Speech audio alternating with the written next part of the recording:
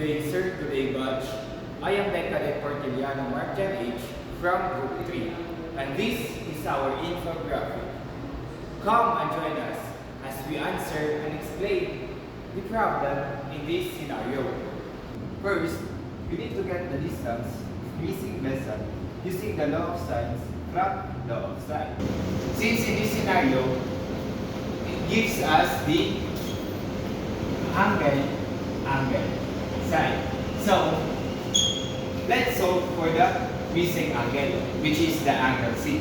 Using the formula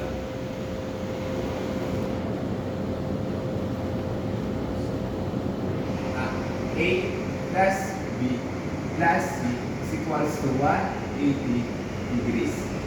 Now, let's substitute the value of A of 45 plus the value of B is 60 degrees plus C is equals to 180 degrees.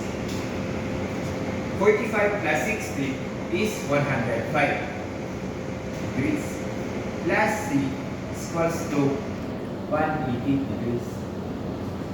To get the value of the C, we need to transpose the 105 into the other side. So, C is equals to 180 degrees. From positive, it will become a negative because we transfer it into the other side. So, it will become negative 105 degrees. So, the value of C is equals to 75 degrees.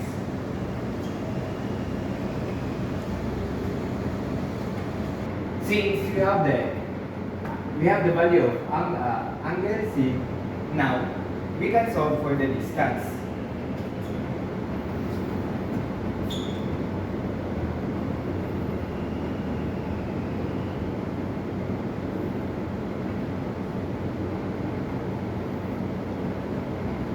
Using the formula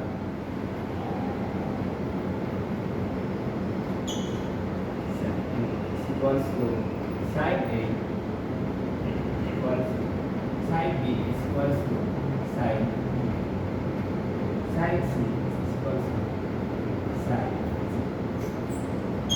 To solve for the distance of sine A, we need to A is equals to sine A is equals to C sine C. Now, let's substitute the value of this. So, A sine the value of angle A, which is the 45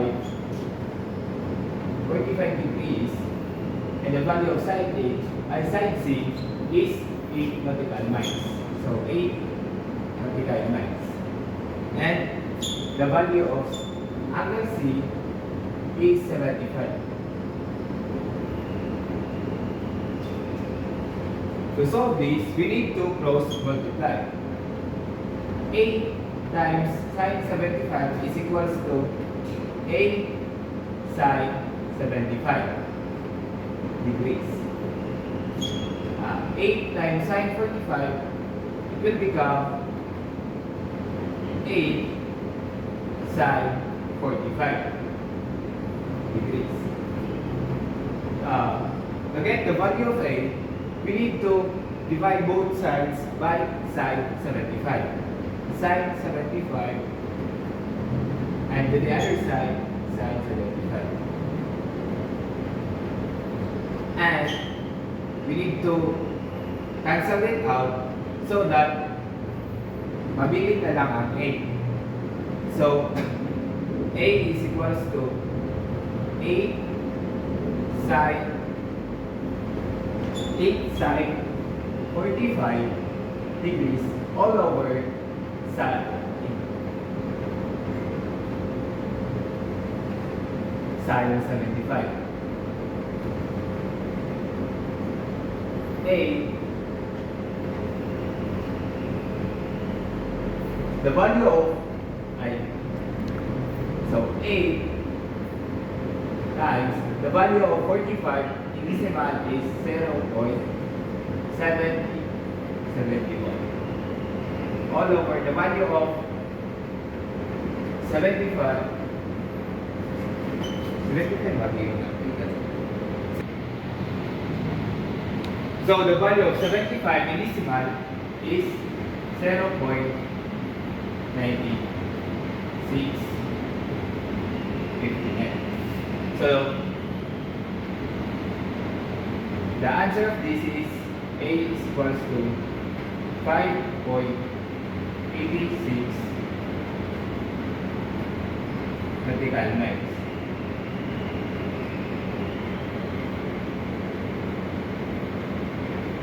The distance of the side A is 5.86 nautical miles. To find the distance of B, first you need to cross multiply. After you cross multiply them, you need to cancel sine 75 degrees.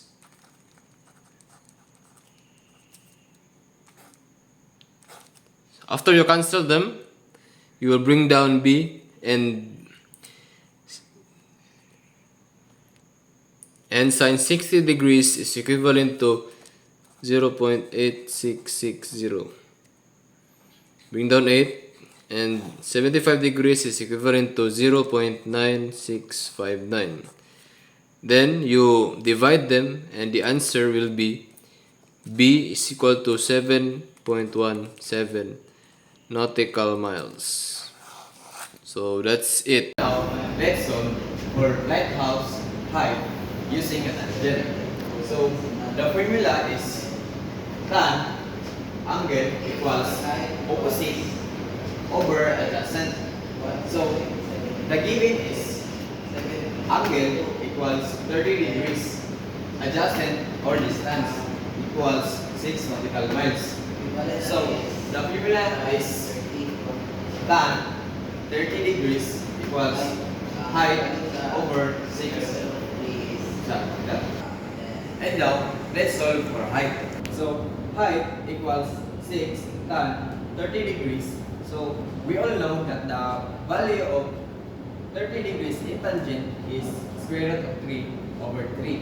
So, to solve this, we need to cross multiply. So, 3 over 3 equals height over 6. So, we need to cross multiply. So, it becomes 6 square root of 3. We need to cross multiply. Equals h over 3. So let's divide both sides.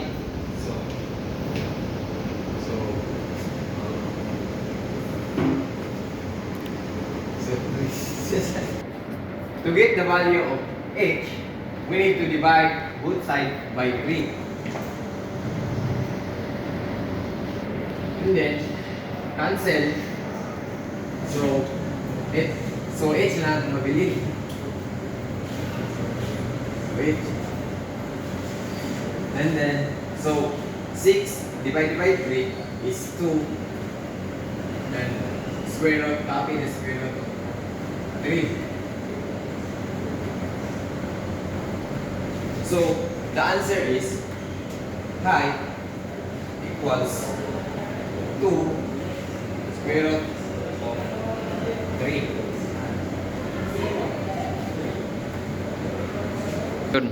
So let's convert this into decimal. So convert this, height equals 2 times 1.732. So the 1.732 is the value of 3, is square root of 3. So in simple, the final answer is height equals 3.46 nautical miles. So this is the final answer. To convert nautical miles to meters, always remember that 1 nautical mile is equivalent to 1,852 meters. So, for the first example, A is equal to 5.86 nautical miles times 1852 meters. The answer is 10852.72 meters. That's the answer. The next is B equals 7.70 nautical miles times 1,852 meters. The answer is 13278.84 meters. So that's it. That's how you convert to nautical miles to meters. So now let's proceed to scalars and vectors. So scalars are physical quantities defined by magnitude, size, or numerical values, such as temperature, mass, or time.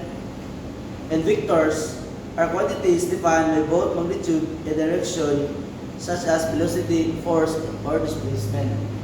So scalars in our solution is distances is 5.86 nautical miles, 717 nautical miles, and 8 nautical miles. And the height 3.66 nautical miles and 6,405 meters.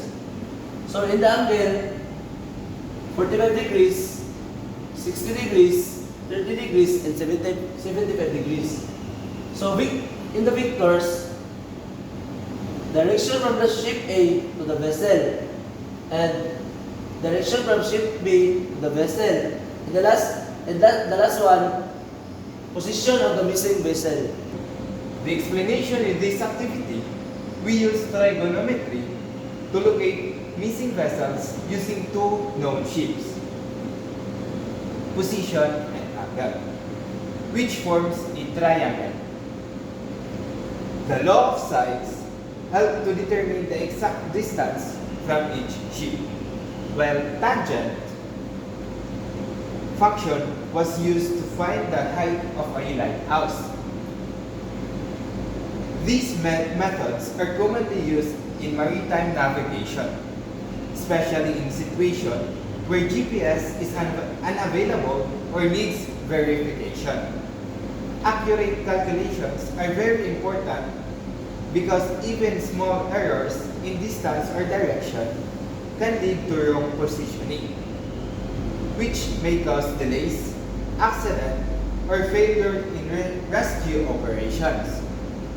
This shows how math is directly applied in real-life navigation to ensure safety and efficiency at sea.